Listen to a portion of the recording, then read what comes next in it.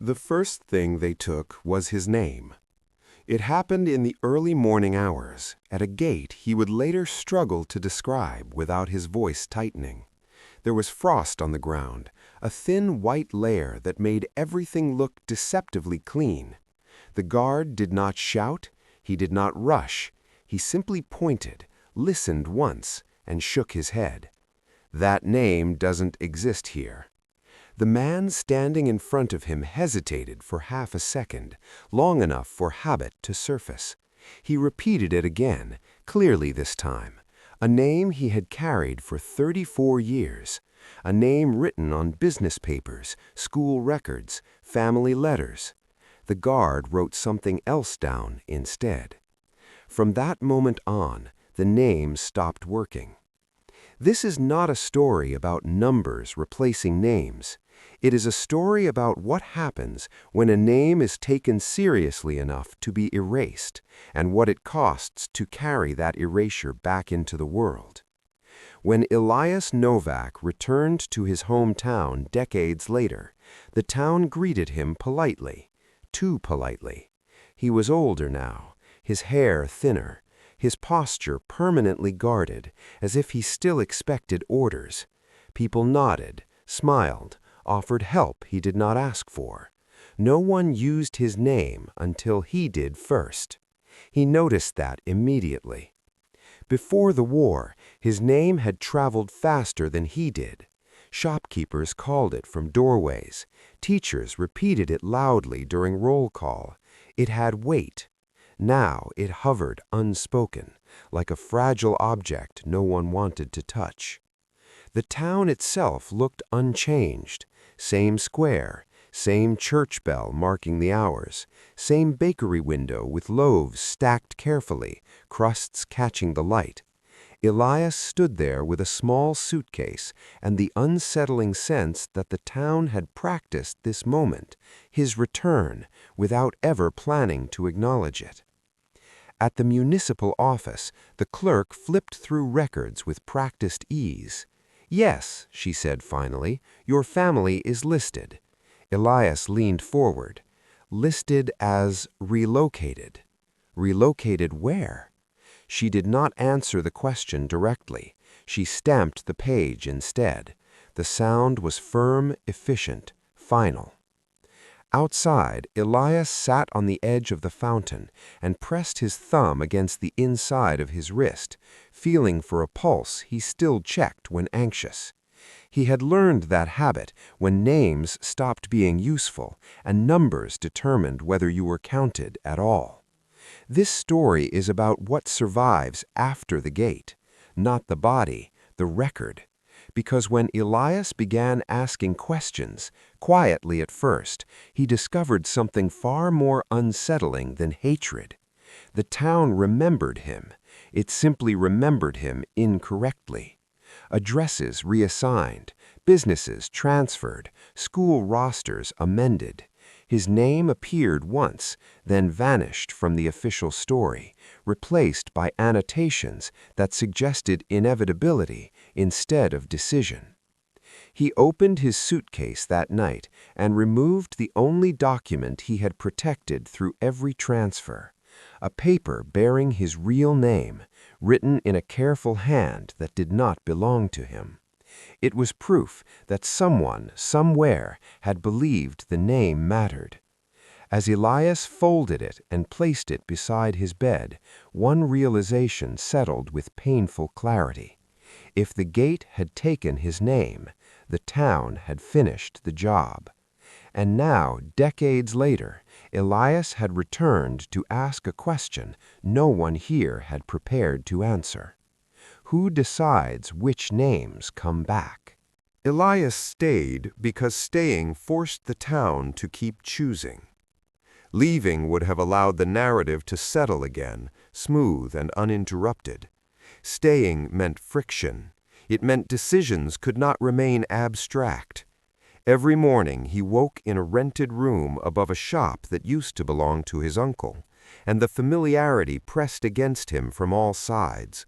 Walls remembered more than people were willing to admit.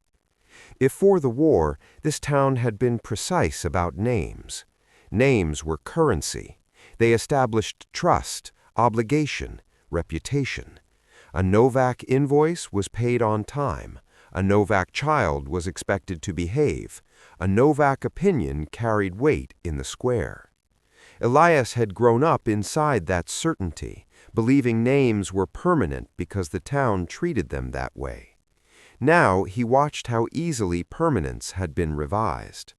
At the market, vendors waited for him to speak first, as if initiating the name themselves might create liability.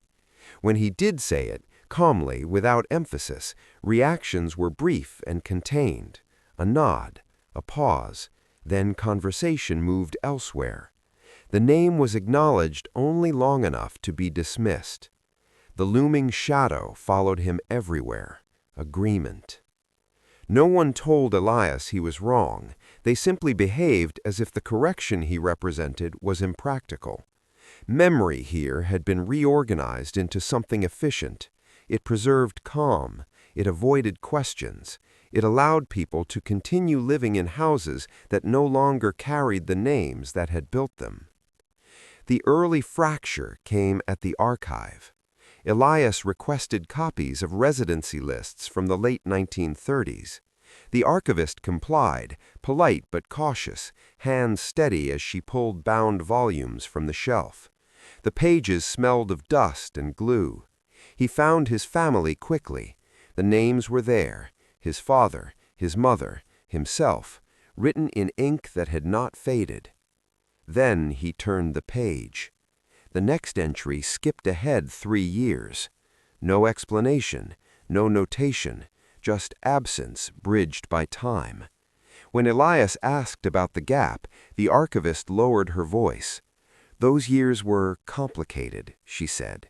It was not an answer, it was a signal. This was when Elias understood the shape of the problem. The town had not erased him impulsively, it had done so administratively. Gaps were easier to defend than lies. Silence was safer than contradiction. Over time, the absence of a name became proof that it had never been necessary. That night, Elias laid out what he had gathered so far. Copies of records, a few letters recovered from relatives elsewhere, the document bearing his real name, the one written by someone who had understood that identity might need protection to survive. Together, they formed a pattern that unsettled him deeply. His name had not been taken once, it had been taken repeatedly. At the gate, in the books, in the conversations that never happened. Each omission small enough to justify on its own. Together, they amounted to erasure disguised as order. The first irreversible turn arrived the following morning. Elias found a notice posted in the square announcing a review of property claims related to wartime transfers. No names were listed, no dates specified, but the timing was precise enough to remove doubt. Someone had noticed his requests. Someone had decided it was better to manage the situation than ignore it. The town was responding, not to guilt, but to risk. As Elias read the notice, he felt a familiar tightening in his chest. He had felt it before, long ago, when rules changed without warning, and survival depended on recognizing the shift before it was announced. This time, the rules were changing again, and Elias understood that the town had crossed from polite avoidance into quiet resistance. They would tolerate his presence. They would not tolerate the return of his name. Not without a fight they were determined to keep invisible. The resistance did not announce itself. It arrived as delays, appointments postponed, files temporarily unavailable. Clerks who once answered Elias's questions now asked him to submit written requests. Written requests required approvals. Approvals required time. Time, Elias recognized, was the town's preferred weapon. Before the war, he had associated resistance with noise, arguments, refusals, confrontation. This was quieter, more disciplined. It relied on procedure instead of force. The town was defending its version of continuity by exhausting alternatives. The micro-twist came when Elias realized how coordinated it was. Different offices gave different explanations, but the effect was the same. No one contradicted him. No one accused him of lying. They acknowledged the existence of his name without allowing it to operate. Recognition without consequence. A name allowed to exist only as history, not as claim. Elias adjusted. He stopped asking for answers and began asking for copies. Ledgers, property maps, school rosters, anything that could exist outside a conversation. Paper, he knew, outlived politeness. The archivist watched him differently now, not with suspicion, but with concern. "You should be careful," she said quietly. "Some things are better left settled." Settled for whom? The early fracture sharpened when Elias found his childhood address listed twice. Once under his family's name, once years later under another. No explanation bridged the entries. The transition was treated as natural, inevitable, as if names changed themselves when circumstances required it. The house had survived uninterrupted, only the people had not. Elias felt a familiar anger rise, not hot, not explosive, but precise, the kind that demanded order rather than release. This was not about loss, it was about benefit. Someone had lived in continuity because his family had not. He returned to the square and sat on the fountain's edge again, watching the town perform normality. Children ran, a man argued about prices, a woman laughed too loudly. Elias understood then that the town was not afraid of the past, it was afraid of precedent. If his name returned officially, others would follow. Gaps would require explanation. Temporary would have to be defined. The town's stability depended on the assumption that omission carried no debt. The first irreversible turn came with a letter delivered by hand. It invited Elias to a private meeting to discuss concerns. No department listed, no agenda attached. The language was careful, conciliatory. Negotiation dressed as understanding. Elias folded the letter slowly. He knew this pattern. He had seen it in different forms, under harsher conditions. When systems could no longer deny facts, they attempted to manage outcomes, contain the damage, control the narrative. That evening, Elias prepared deliberately. He organized his documents, he marked discrepancies, he noted dates where absence replaced explanation. He did not rehearse arguments. Arguments invite compromise. He prepared facts. As he placed the papers back into his suitcase, Elias understood the cost clearly. If he attended the meeting, he would be offered something: money, recognition, quiet correction, something designed to restore calm without restoring truth. And if he refused, the town would escalate in ways that remained officially polite. The gate had taken his name with authority. Now the town would try to buy his silence with civility.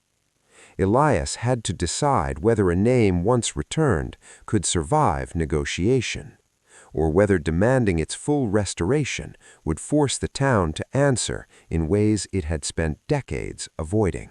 The meeting took place after hours, in a room that smelled faintly of polish and old paper. 5 people sat around the table. None introduced themselves. They did not need to. Elias recognized them from the square, from the offices, from the places where decisions were made quietly and then treated as inevitable. They spoke calmly, carefully, as if volume itself might create liability. "We understand why this matters to you," one of them began, "but reopening these questions affects more than one family." Elias waited. Another leaned forward slightly. There were shortages, confusion. People made temporary arrangements that became permanent because life had to continue. temporary, permanent. The words were offered as explanation, not confession. The micro-twist came when Elias realized what was not being discussed. No one denied that his name had existed. No one challenged the documents. The facts were accepted. What they questioned was relevance, whether restoring a name decades later was worth the disruption it would cause now. A folder slid across the table toward him. Inside were proposals, compensation, assistance with relocation, support elsewhere. The language was careful, almost kind. Nothing was framed as payment. Everything was framed as relief for him and for the town. Silence filled the room while Elias read. He recognized the structure immediately. It was not coercion, it was absorption. The system was attempting to neutralize a problem by removing it gently, by making refusal appear unreasonable. "I didn't come back to be relocated," Elias said finally. One of them sighed, quietly. "You have to understand," she replied. "People have built lives around these arrangements." Built lives. Elias thought of the gate, of the guard shaking his head and writing something else down, of how easily authority had replaced one reality with another. The same logic was at work here, only softer, dressed in courtesy. The moral dilemma crystallized sharply. If Elias accepted, his name might return to a few records quietly. The town would preserve its calm. He would gain security and distance. Everyone could claim resolution. If he refused, the process would become public. Inquiries would widen. Other names would surface. The town's version of uninterrupted continuity would fracture. Elias closed the folder and pushed it back across the table. "My name isn't a disruption, it's a correction." No one responded immediately. The room absorbed the sentence slowly, like something indigestible. The meeting ended without resolution. Outside, the night air felt heavier than before. Elias walked the streets alone, aware now that politeness had given way to strategy. The town would no longer attempt to manage him quietly. It would prepare to withstand him. The consequences arrived the next morning. A notice appeared in the square announcing a formal review of wartime property transfers and residency records. This time, names were listed, addresses included, dates specified. The language was neutral. The impact was not. People gathered around the notice in silence. Elias stood at the edge of the crowd and felt the shift ripple outward. Conversations would follow. Explanations would be demanded. The past had moved from private agreement into public record. The town had answered, but not in the way it had intended. As Elias watched, faces changed from curiosity to recognition. He understood the cost of what he had done. The gate had taken his name with authority. Now the town would have to decide whether returning it was survivable, and whether the other names waiting behind it would demand the same. The days that followed felt heavier than confrontation ever had. Once names were posted publicly, silence became impossible. People spoke in fragments, half-arguments, interrupted sentences, conversations that dissolved when they noticed Elias listening. The town no longer agreed on what had happened, and that disagreement unsettled it more than forgetting ever had. The micro-twist arrived through scale. Elias was not the only name. As records were reviewed, others surfaced, families long spoken of vaguely, addresses that had quietly changed hands, gaps that could no longer be explained as chaos. The town began to understand that Elias's return was not an isolated inconvenience, it was a precedent, and precedent frightened them. At the municipal office, clerks worked longer hours. Files were carried in and out of rooms that had been locked for years. Regional officials appeared, this time without warning. The tone shifted from negotiation to documentation. Memory was no longer something the town controlled internally. Elias felt the weight of it settle on him. People stopped asking him to leave. They began asking him questions instead, quietly, privately. Some defensive, some genuinely confused. What happens now, they asked, as if he were responsible for the consequences of accuracy. The moral dilemma deepened unexpectedly. Elias realized that continuing to cooperate fully would accelerate the process, and with it the damage. Businesses would face scrutiny. Families would lose legitimacy they had never questioned. Children would learn that stability had been built on omission. He could slow things down. He could answer only what was asked, provide minimal clarification, allow the town to absorb the shock gradually.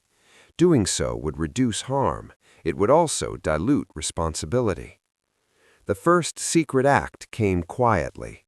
When officials asked Elias to prioritize claims, his own first, he refused. He submitted documents without hierarchy, names without preference. He insisted that the process treat all records equally. If correction was coming, it would not center him alone. The choice cost him leverage. Some officials looked at him with surprise, others with frustration, but the effect was immediate. The inquiry widened instead of narrowing. The town lost the ability to isolate Elias as the sole source of disruption.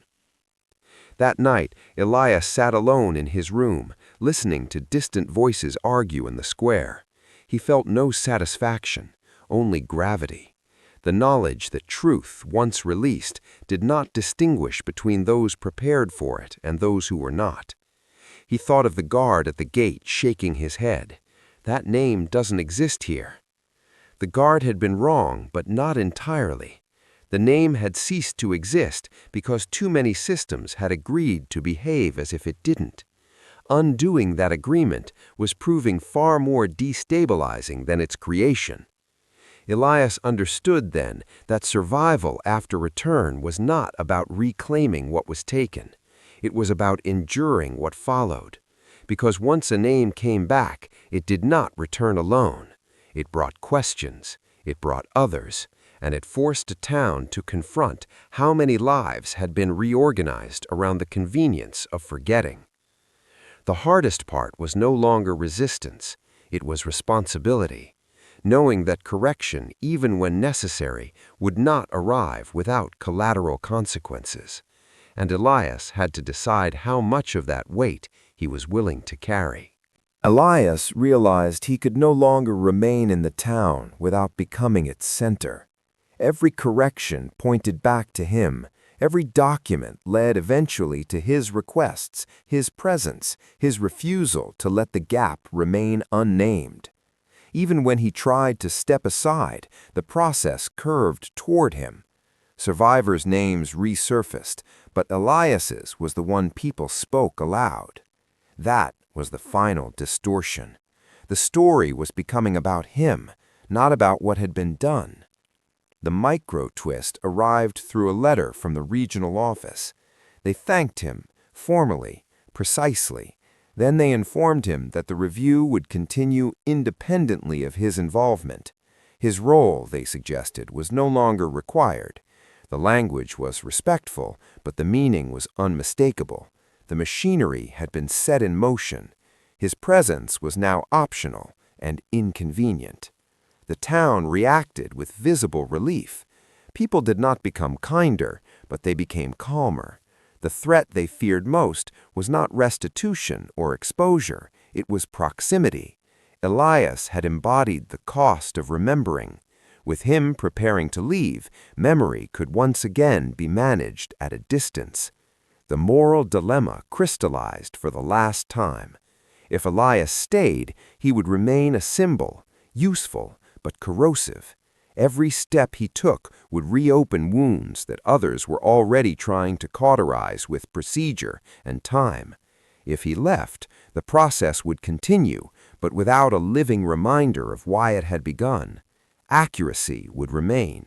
Discomfort might fade. Elias packed slowly, not because he hesitated, but because each object carried disproportionate weight. The photograph, the copied records, the paper with his real name written by a careful hand. He realized then that these things were no longer evidence, they were inheritance. On his final evening, Elias walked through the square one last time. No one stopped him. A few people watched. One nodded, not in apology, not in gratitude, but recognition. It was enough. He understood then that return was never meant to be permanent. It was meant to be catalytic. The town would not remember him fondly. It might not remember him accurately, but it would remember the interruption, the moment when the story it told itself broke open and refused to close again. On the train, Elias looked out at the passing fields and felt something unexpected. Not relief, alignment. He had not reclaimed his name to rebuild a life in the place that had erased it. He had reclaimed it to ensure it could not be taken again, quietly, administratively, without consequence. The gate had taken his name to make him manageable. Returning it had made the town accountable. And now, as Elias left, he understood the final truth of survival after return. Sometimes justice is not staying to watch the outcome. Sometimes it is leaving behind a process that cannot be undone once you are gone. Years later, Elias would be asked what it felt like to get his name back. He never answered directly. Names, he had learned, were not trophies you recovered. They were structures, frameworks that allowed a life to be placed somewhere in the world. When his name was taken at the gate, it was not to humiliate him, it was to simplify him, to make him manageable, to reduce the future complications of acknowledging who had been removed. When his name returned, it did not arrive alone. It brought with it other names, other absences, other questions that refused to remain hypothetical. That was its true weight. The town continued without him. Records stayed corrected, not perfectly, not completely, but enough that the gaps were no longer invisible. Children learned names their parents had never spoken aloud. Houses carried footnotes. Businesses inherited histories they could no longer pretend were neutral. The town survived this, not comfortably, but honestly enough to matter. Elias followed the inquiry from a distance. He read reports, noted language, recognized where phrasing softened responsibility and where it did not. He accepted that memory, once institutionalized, would always be imperfect. What mattered was that it could no longer be erased without effort. The photograph remained on his desk, not as proof, not as accusation, as orientation. It reminded him that identity was not something granted permanently by documents or communities. It was something that could be taken, reshaped, returned, yet never fully restored to its original condition. Survival altered it. Return complicated it. In his later years, Elias spoke occasionally to students and archivists. He did not describe the camps in detail.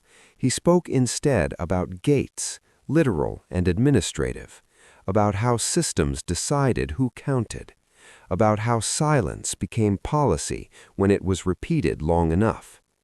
Someone once asked him if it had been worth it. Elias paused. "It depends on what you mean by worth," he said. "I didn't get my life back. I didn't get my family back. I didn't even get the town back."